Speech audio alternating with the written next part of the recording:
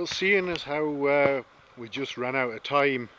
when I rode this bike to check and see if any of the little changes I'd made had helped it, we literally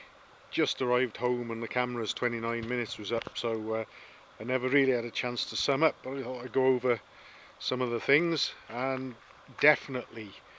this bike is far more comfortable and enjoyable to ride for me now anyway, with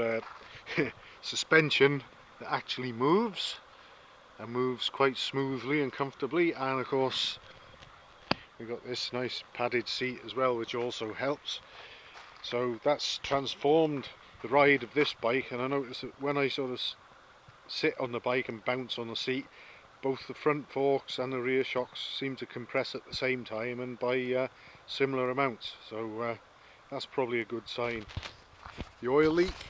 well, not so much a leak, a weep that I had from the tappet cover there has gone, so changing the gasket sorted that out. The banging and popping on the overrun when I throttle off has gone, thanks to my sealing the exhaust pipe where it fits into the head, so all good stuff. And I was actually quite surprised and impressed going up the hill out of the village, the steep hill there. I briefly got a spot where I got into top gear on this, and I've never got into top gear going up that hill on anything else. I think some of the Tiger Cubs have managed third, but this lugged away in fourth, no problem at all on one bit of the uphill climb. And it's quite surprising really, because it's over 10 years ago that I built this bike with my father, and I'd forgotten really what sort of gearing I'd put on it, and I just really assumed while I've been using it in recent times that it was lower geared than standard for off-road use, but in fact it's not. I've got 21 tooth gearbox sprocket on it and 46 on the rear, which is what the 1955 500 Bullet would have had.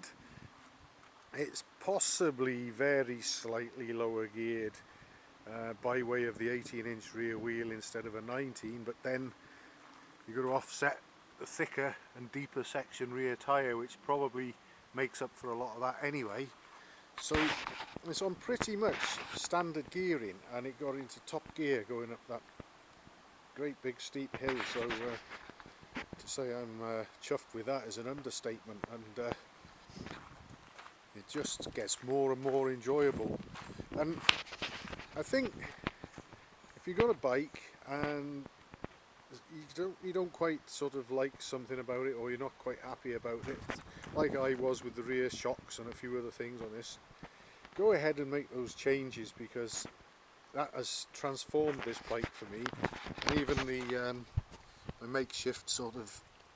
extra bit of mudguard extension there has worked and helped keep the plot cleaner. So overall